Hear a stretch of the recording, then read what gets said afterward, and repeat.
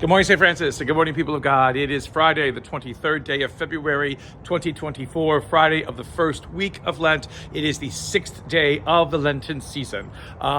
Today we also honor St. Polycarp, although because it is Lent, he kind of gets short shrift. And so we may say his prayer if we want to at Mass, but that's about it. Because again, our focus is on what Lent offers, what Lent presents to us during the season. And Polycarp would be happy with that. So, first, he was a first century martyr, the one whose martyrdom we kind of have the first best influence, or not best evidence of the description of his martyrdom in what happened to him, as well as some writings that he did too. So on this again, so Lent, this first week of Lent kind of again takes us all over the place.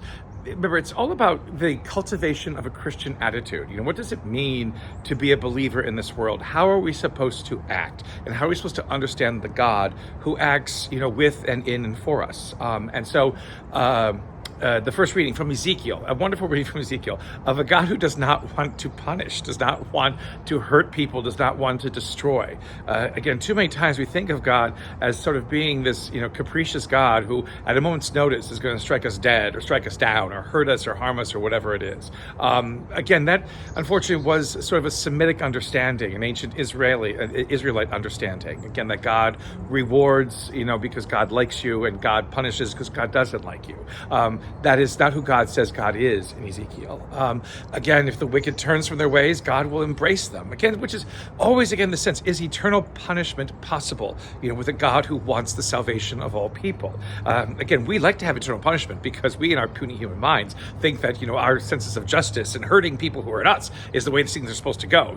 Return eye for eye, tooth for tooth. And that is not, basically who the God of Abraham, Isaac, and Jacob, was revealed to be. And nor is it the God who Jesus of Nazareth reveals, in all of his work, in all of his ministry.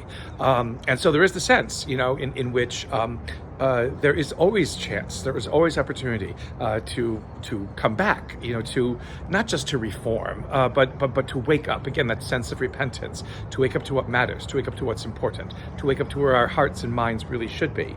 Again, it goes into, Ezekiel does go into, though, if the righteous, again, becomes problematic, well, there is going to be consequences because of that. Why? Because you were righteous, and what happened to you? But again, if the wicked basically turn from their ways, then, and I think that kindergarten or first grader coming to the gym, and that's what's coming up the walk over here.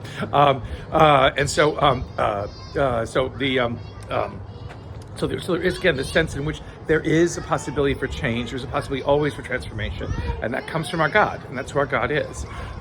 In the Gospel today, Matthew's Gospel, again, comes this other wonderful thing where basically, we have this, a whole situation in which if you have, if you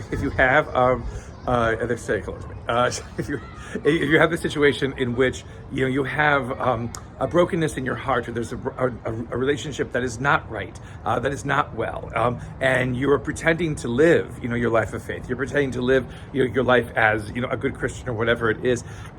You can't. It isn't that. That's not to be. That's not going to get you anywhere.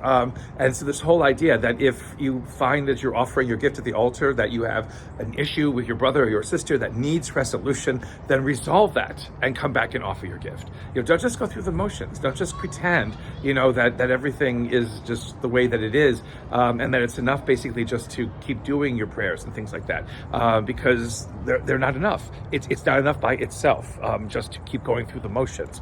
We have to be people who show, in our hearts, and in what we say and what we do, that belief again affects our lives. That belief affects who and what we are and what we're called to be. If we don't do that, then again, faith proves itself to be a lie, and faith proves itself to be ineffective and impossible to do the work that God needs it to do. A blessed day, St. Francis and people of God. A continued blessed Lent. May the Lord give you his peace.